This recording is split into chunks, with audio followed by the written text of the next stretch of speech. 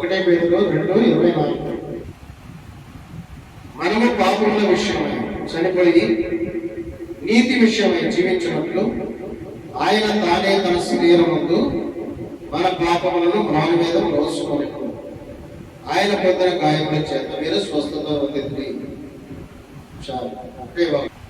అంటే ప్రజలందరూ కూడా పాపం చేసి ఆత్మీయంగా చనిపోయినప్పుడు దేవుడు మనల్ని ఆ పాపం నుంచి విడిపించి మన పరిశుద్ధులుగా మార్చుకుని నీతిమంతులుగా తీర్చిదిద్ది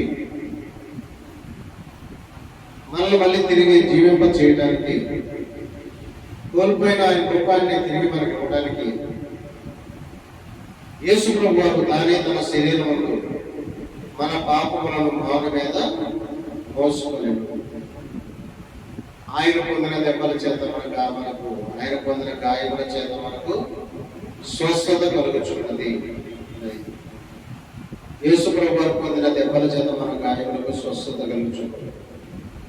మనల్ని నీతిమంతులుగా చేయటానికి ఆయన ఈ లోకానికి వచ్చాడు. అబ్రహాముకి ఇచ్చిన వాగ్దానం, అబ్రహాముకి ఇచ్చిన ఆశీర్వాదాలు మనకి ఇవ్వడానికి, నీతిమంతులుగా తీర్చి జీవింపచేసి నీతిమంతులుగా తీర్చిదిద్ది జీవింప చేయడానికి ఆయన మన కోసం మ్రాను మీద మరణించాడు. ఆయన పొందిన దెబ్బల చేత మన గాయములకు స్వస్థత కలుగుతుంది. 1 తిమోతి 2:5 రాయబడినట్టుగా దేవుడు ఒక్కడే, దేవుడికి నరులకు మధ్యవర్తి ఒక్కడే, ఆయనే ప్రభువైన క్రీస్తు. ఆయనే యేసు క్రీస్తు నరుడు. సాక్షాత్తు దేవదేవుడే పరలోకాన్ని విడిచిపెట్టి భూలోకానికి వచ్చి నరవతానిగా జన్మించి జీవించి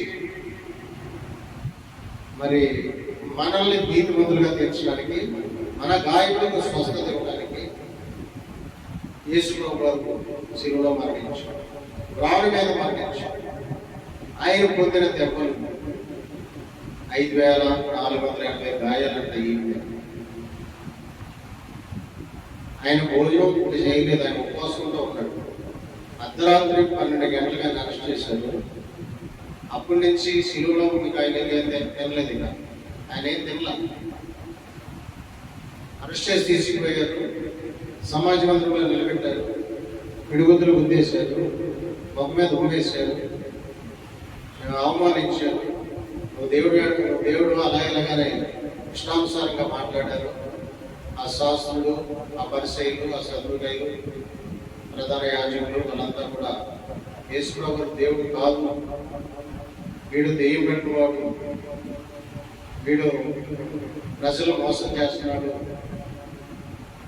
అని వాళ్ళ ఇష్టానుసారంగా చేశారు. అంటే వాళ్ళంతా కూడా అపాధి కుటుంబంలో ఉన్నారు. వాళ్ళ మనోనేత్రాలు వెలిగించబడలేదు. యేసు ప్రభు దేవుడు అని అనుకుంటేనే వాళ్ళు రక్షించబడతారు. వాళ్ళు దేవుడు అని అనుకోలేదు, వాళ్ళకి గ్రహింపు రాలేదు. మనమైనా సరే, ఈ లోకంలో ఉన్న ప్రజలైనా సరే, యేసు ప్రభు అందుకని అంటారు కదా అపోస్తల కార్యాల్లో, ప్రభు నందు విశ్వాసం వచ్చండి, నీవు నీ ఇంటి వారు రక్షించకూడదు అని చెప్పి పౌలు గారు ఎక్కడ ఆయన సెషన్లో వేసి బంధించినప్పుడు, వాళ్ళు పౌరశీలలో పాటలు పాడినప్పుడు భూకంపం వచ్చింది, తలుపులు తెరుచుకున్నాయి. అప్పుడు సెషన్ల అధికారి వీళ్ళని పారిపోతారు, వీళ్ళ ఖైదీలు పారిపోతే నన్ను పారిపోయేదేమో అని అనుకుని ఆయన అబద్ధం చేసుకుని ఆయన ఆత్మహత్య చేసుకోవాలనుకున్నప్పుడు, అయ్యా మేము ఎక్కడికి వెళ్ళలేదు ఇక్కడే ఉన్నామని చెప్పినప్పుడు ఆయన వచ్చి, అయ్యా రక్షకుని మహిమను చూశాడు కదా, వీళ్ళు పాటలు పాడుతుంటే భూకంపం వచ్చేసి చర్చలు బదులైపోయిందంటే దేవుడు మహిమను వాళ్ళ కళ్ళలో చూసి, అయ్యా రక్షణ పొందుకోవడానికి మేము ఏం చేయాలని అడిగినప్పుడు, ప్రభువునందు విశ్వాసం వచ్చినట్టు దేవుడు నీ ఇంటి రక్షణ అంటారు. అంటే ఎవరైనా రక్షణ పొందుకోవాలని అంటే యేసు ప్రభువుని దేవుడు అని అనుకోవాలి. మనసు ఆయన దేవుడు అని అనుకుని ఆయనకు విశ్వాసం వచ్చితే, ఆయనను గౌరవిస్తే మనం రక్షించుకోవాలి, వాళ్ళు రక్షించుకోవాలి. ఇప్పుడు ఎంతోమంది ఈరోజు లోకంలో వ్యతిరేకిస్తున్నారు, యేసు ప్రభువు దేవుడు కాదు. ఇప్పటికీ కూడా యూదులు ఇప్పటికీ అంగీకరించట్లేదు.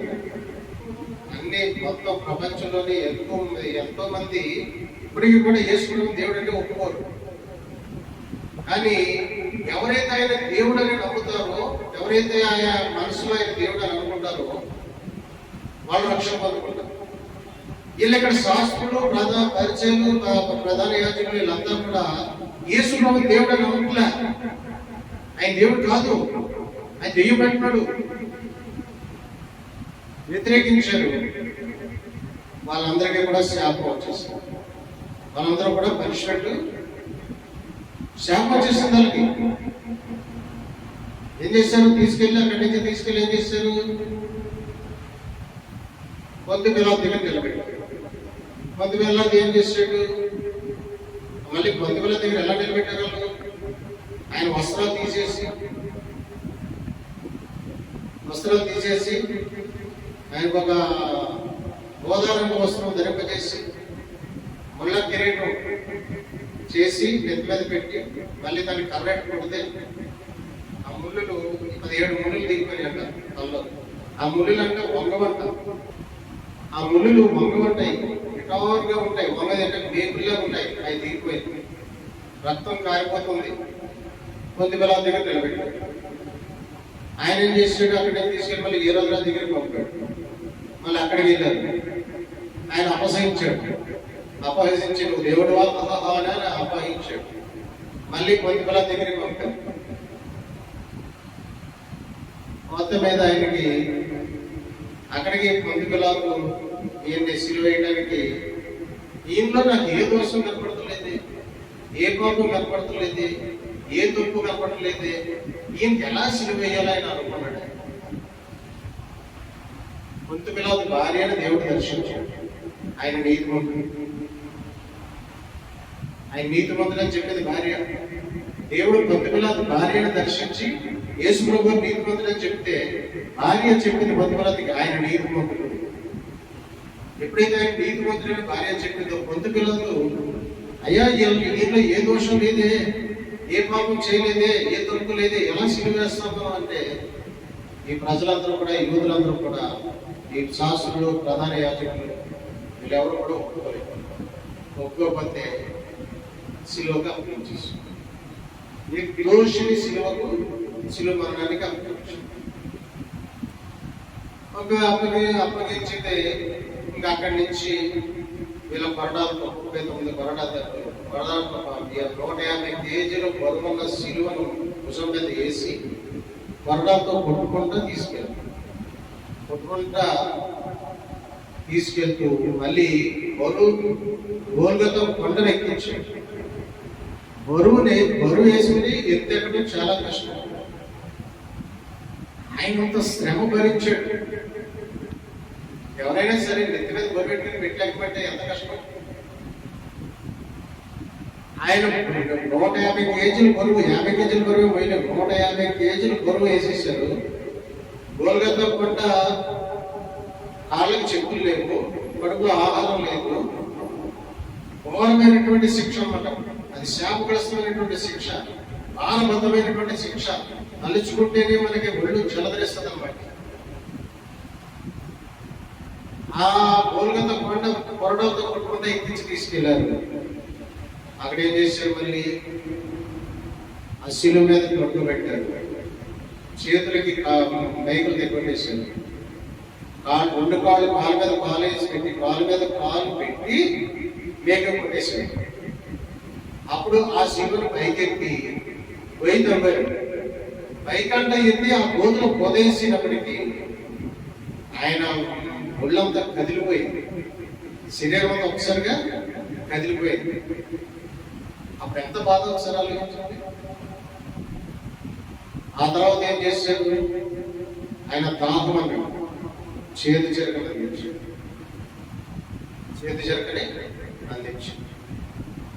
దాహం మనుషులు కూడా ఇవ్వలేదు. తర్వాత ఏం చేశారు? వాళ్ళు గడ్డం పెట్టుకుని లాగేసారు.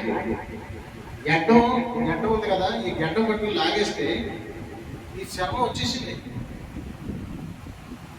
ఇంత భారమైనటువంటి శిక్ష అనేది ఒకసారి మీరు ఆలోచించండి. ఎట్టమట్టి లాగైతే ఈ శ్రమ వచ్చేసింది. ఆ తర్వాత సిలువ వేసాడు. ఆయన ఆ సిలువలో 7 మాటలు పలికాడు. 7 మాటలు పలికి, తండ్రి మీరు ఏం చేస్తున్నారు, మీరు ఎరుగురు కనుక దీన్ని క్షమించు. 7 మాటల ద్వారా 7 సందేశాలు ప్రపంచానికి ఆయన అందించాడు. 7 మాటలు అంటే శత్రువులను ప్రేమించే గుణం దేవుడు అంతగా ఎందుకు తగ్గించుకున్నాడు అనంటే, మనలోని రాతి గుండె తీసి మాంసముద్దగా చేసి మీరు శత్రువుల కోసం ప్రార్థించండి. బాధ్యతలు 7 మాటలు పలికి 7 బాధ్యతలు మనకు అప్పగించాడు దేవుడు. 7 సందేశాలు ఇచ్చి 7 బాధ్యతలు మనకి ఇచ్చాడు. ఆ 7 మాటలు పలికి ఆఖరి మాటగా, తండ్రి నీ చేతికి నా ఆత్మను అప్పగించుచున్నాం అని పలికి ఆయన ప్రాణాన్ని ఆత్మను దేవుడికి అప్పగించేశాడు. అప్పుడు ఏం జరిగింది? పెద్ద భూకంపం వచ్చింది. సమాధులు తెరవబడి సమాధిలోంచి యెరూషలేములోకి వాళ్ళంతా కూడా లేచి వెళ్ళటం బైబిల్లో రాయబడి సమాధులు తెరవబడ్డాయి. మనుషులు జీవంతో ఎముకలు జీవాన్ని సంతరించుకున్నాయి. మనుషులుగా అయిపోయి యెరూషలేములోకి వెళ్ళిపోయారంట. అంటే యేసు ప్రభువు సిలువ వేయబడినప్పుడు భూకంపం వచ్చింది, సమాధులు తెరవబడ్డాయి. వాళ్ళు జీవాన్ని సంతరించుకున్నారు. మనుషులుగా గుర్తెట్టుకుని యెరూషలేముకి వెళ్ళిపోతే మరి ప్రభువునందు నిద్రించిన మనం లేకపోవడమా? ఆ రోజు యేసు ప్రభువు సిలువ వేయబడినప్పుడు సమాధులు ఎలా తెరవబడ్డాయో, యేసు ప్రభువు 2వ రాకడలో కూడా సిలువలు సమాధులు తెరవబడతాయి. ముందుగా సమాధులు తెరవబడతాయి. వాళ్ళంతా కూడా అక్షయతను ధరించుకుని మహిశరీరం ధరించుకుని దేవుని దగ్గరికి వెళ్ళిపోతారు. సజీవులైన మనము రెప్పగొట్లో ఎత్తబడతాం. అది జరగబోయేది. అది అందుకని ఈ విషయాలు నమ్మి మనం ఏం చేయాలి? రాకడం వరకు సిద్ధపడాలి. యేసు ప్రభువు రాకడం 2వ రాకడ సమీపించుకుంది. ఆయన పొందిన దెబ్బల చేత మన గాయాలకు స్వస్థత కలుగుతుంది. మనం నీతిమంతులుగా జీవింపజేస్తున్నాడు. మనలోకి వచ్చాడు. పాపం గురించి నీతి గురించి ఒప్పింపజేశాడు. ఆయన రక్షణ వస్త్రం ధరింపజేశాడు. మనం రక్షించుకున్నాడు. ఇప్పుడు మనం పరలోకవాసులుగా సిద్ధపరుస్తున్నాడు. ఇప్పుడు మనం ఏం చేయాలి? ఆయన రాకడ సమీపిస్తుంది, దగ్గరగా వచ్చేసింది. రా అంచెగిస్తూ బయలుపరచబడతాయని లేఖనాలు. అయితే అంచెగిస్తూ బయలుపడితే ఏమవుతుంది? 3 మందిరం కట్టేసుకోమంటాడు. 3 మందిరం కట్టేస్తారు. అప్పుడు ప్రపంచాన్ని అతనే పరిపాలిస్తాడు. ఒకే మాట, ఒకే భాష అంటాడు, ఒకే మతం అంటాడు, ఒకటే కరెన్సీ అంటాడు. దశరాజ్య కూటమి ఏర్పడదు. 10 రాజ్యాలన్నీ ఒకటి అయిపోతాయి. 10 రాజ్యాలు ఏర్పడిపోయి అంటే పెద్ద పెద్ద దేశాలు 10 దేశాలు ఒకటి కింద అయిపోయి అతను కప్పు చెప్తారు పరిపాలన. అంచెకేసి కప్పు చెప్తారు. అందులో ఇజ్రాయల్ తీసుకుంటుంది, భారతదేశం ఉంటుంది, చైనా ఉంటుంది, ఈ రష్యా, వీళ్ళందరూ 10 దేశాలు దశరాజ్య కుటుంబం ఏర్పడిపోయి అతనికి పరిపాలన అనిపిస్తారు. అతను ఒకటే మతం, ఒకటే బైబిల్ చంపేస్తారు. ఎంతమందిని చంపేస్తారు. అప్పుడు దేవుడి కొరకు నిలబడ్డవాళ్ళు వాళ్ళు ముద్రేది వేస్తారు. అది వేయించుకోకుండా మా దేవుడి కోసం అవసరం అయితే చచ్చిపోతాం, కానీ ముద్ర వేయించుకోమని కానీ వేయించుకోము. వేరే మతాన్ని తీసుకోము. ఏ దేవుడు మాకు లేదు, ఆ దేవుడి మాకు అని ఎవరైతే నీతికి నిలబడతారో వాళ్ళని దేవుడు తన సన్నిధికి చేర్చుకుంటారు. ఒకవేళ ఈ లోపుగా ఆ శ్రమలే కనుక దేవుడు మహాప్రభుని బట్టి ఆ శ్రమలకు ముందే దేవుడు రహస్య రాకడ సమీపించినట్లయితే వచ్చినట్లయితే పరిశుద్ధాత్మ కలిగి ఎవరైతే ఉంటారో వాళ్ళు ఎదురు, దేవుని ఆత్మ ఎవరు కలిగి ఉంటారో వాళ్ళు ఎదురు, ఆయన్ని దేవుడి కోసమే ఎవరు బతుకుతారో వాళ్ళు ఎదురు. లోకం కోసం కాకుండా పరలోకాన్ని ధనం ఎవరైతే సమకూర్చుకుంటారో, నీతిమంతులుగా ఎవరు జీవిస్తారో, దేవుడి కోసం ఎవరు జీవిస్తారు, పరిశుద్ధాత్మను ఎవరు కలిగి ఉంటారు, దేవుని ఆత్మను ఎవరు కలిగి ఉంటారు, వాళ్ళు ఎదురు. 1 పేతురు 3:18 చూద్దామా. 1 పేతురు 3:18 ఏలయనగా మనలను దేవుని ఎద్దకు తెచ్చుటకు ఆ నీతిమంతుల కొరకు నీతిమంతుడైన క్రీస్తు శరీర విషయంలో చంపబడి ఆత్మ విషయంలో బ్రతికింపబడి పాపముల విషయంలో ఒక్కసారి శ్రమపడెను. అది నీతిమంతులు మనలను దేవుని యొద్దకు తెచ్చుటకు, అంటే మనల్ని పరలోకాన్ని తీసుకెళ్ళడానికి ఆ నీతిమంతుల కొరకు నీతిమంతులైన క్రీస్తు శరీర విషయంలో చంపబడి ఆత్మ విషయంలో బ్రతికి పాపముల విషయంలో ఒక్కసారి శ్రమపడాను. దేవుని స్తోత్రం. నీతిమంతుల కొరకు నీతిమంతులైన క్రీస్తు శరీర విషయంలో ఒక్కసారి శ్రమపడి ఆయన మనల్ని ఆత్మ విషయమై బ్రతికింపబడి, అంటే శరీరం విషయంలో చంపబడి ఆత్మ విషయంలో బ్రతికింపబడి పాప విషయంలో ఒకసారి సరిపోయి జయించాడు. జయించి ఆ పరలోకానికి వెళ్ళి పరలోకంలో భూలోకంలో సర్వాధికారం పొందుకొని దూతల మీద అధికారం మీద శక్తుల మీద అధికారం పొందుకొని పాప నియమముల విషయమై ఒకే ఒక్కసారి చనిపోయి జయించాడు దేవుడు. అది ఇప్పుడు మనము కూడా ఎన్నిసార్లు చంపుతారు? నేను ఎవరైనా చంపేస్తానంటే ఎన్నిసార్లు చంపుతాడు? వాడు చంపేది ఒకసారి మనం అంతేనా? చచ్చిపోయిన తర్వాత మనం పరలోకానికి వెళ్ళిపోతాం. హతసాక్షి అయిపోతే మరీ అదృష్టం, హతసాక్షి అయిపోతే మరీ అదృష్టం. హతసాక్షి అంటే వాళ్ళు ప్రత్యేకంగా ఎవరికాలకి స్టెప్ ఉంటుంది అక్కడ పైన. ఎవరి సామర్థ్యం బట్టి వాళ్ళకి, ఎవరి సాక్ష్యాన్ని బట్టి వాళ్ళు. అయితే ఇక్కడ మా మర్మం ఏంటంటే ఎవరు ఏంటనేది అక్కడ నిర్ణయించబడే ఉంటుంది. దేవుడి దృష్టిలో ఎవరు ఏమిటి అనేది ఆల్రెడీ ముందే అక్కడ నిర్ణయించబడి ఉంటుంది. జీవగ్రంథంలో పేర్లు రాయబడి ఉంటాయి. ఇప్పుడు మా పేర్లు ఎగ్జాక్ట్లీ నేను చెప్తాను. మా పేర్లు జీవగ్రంథంలో రాయబడి ఉన్నాయి. కల్లో దేవుడు మాట్లాడాడు, నీ పేరు జీవగ్రంథంలో రాయబడి ఉంది. దేవుడు స్వరం విన్నాను. మా పేర్లు జీవగ్రంథంలో రాయబడ్డాయి కాబట్టి దేవుడు మమ్మల్ని ప్రేమించి హైదరాబాద్ తీసుకొచ్చి రక్షించుకుని సేవకులుగా చేసుకుని యోగ్యమైన పనిలో సాధనలుగా నిలబెట్టుకుని పరలోక వాసులుగా సిద్ధపరుస్తున్నాడు. ఆల్రెడీ మేము పరలోక వాసులుగా ఉండటానికి ముందుగానే దేవుడు అక్కడ నిర్ణయించాడు. మేము నిర్ణయింపబడిన వారము, మేము రక్షించబడిన వారము, మేము దేవుని గొర్రెపిల్ల జీవగ్రంథంలో మా పేర్లు రాయబడి మేము దేవుని చేత ప్రేమించబడి మేము రక్షించబడి ఆ పరలోకంలో నిర్ణయించబడిన వారముగా ఉన్నాం అనేది నేను ఖచ్చితంగా చెప్తాను. ఎందుకంటే ఆ పేర్లు జీవగ్రంథంలో రాయబడతాయి. దేవుడు మమ్మల్ని ప్రేమించి హైదరాబాద్ తీసుకొచ్చి ఆయనే మందిరానికి నడిపించి ఆయనే రక్షించండి, ఆయన మా హృదయాలకు వచ్చి ఆయనే ప్రార్థన చేస్తూ ఆయనే మా పరిశుద్ధతను కాపాడుతూ ఆయనే పరలోకంలో మమ్మల్ని సిద్ధపరచుకుంటూ ఆయనే మాతో మాట్లాడుతూ ఆయన అంటే దేవుడిచ్చిన ఆతిథ్యం, దేవుడు మాకు అదే యేషయ గ్రంథం 3:53-5 మన అతిక్రమం బట్టి అతను గాయపరచబడిన. ఎందుకు గాయపరచబడిన దేవుడు అంటే మన అతిక్రమ క్రియలు, అంటే ప్రజలందరి అతిక్రమ క్రియలను బట్టి ఆయన గాయపరచబడ్డాడు. మన దోషములను బట్టి ఆయన నెలకొట్టబడ్డాడు. మన సమాధానమైన శిక్ష అతని మీద పడింది. అతను పొందిన దెబ్బల చేత మనకు స్వస్థత కలుగుతుంది. అంటే దేవుడు మన దోషాల్ని ఆయన మీద మోపాడు, మన పాపాలు ఆయన మీద మోపాడు. మన నిమిత్తం ఆయన గాయపరచబడ్డాడు. మన నిమిత్తం ఆయన మనందరి అతిక్రమ క్రియలను బట్టి, అంటే మన కోసం చనిపోయిన దేవుడిని మనం ఎంతగా ఆరాధించాలి, ఎంతగా స్తుతించాలి, ఎంత కృతజ్ఞత కలిగి ఉండాలి. దేవుడు మాత్రమే శిలువలో మరణించాడు, దేవుడు మాత్రమే ప్రాణం పెట్టాడు, ఎవరో కాదు.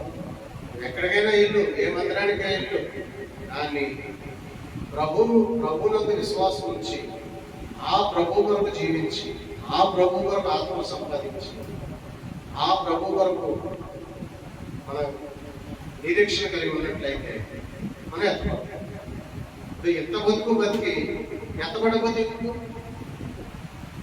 ఎత్తబడితేనే ఈ యొక్క భక్తికి సార్థకం.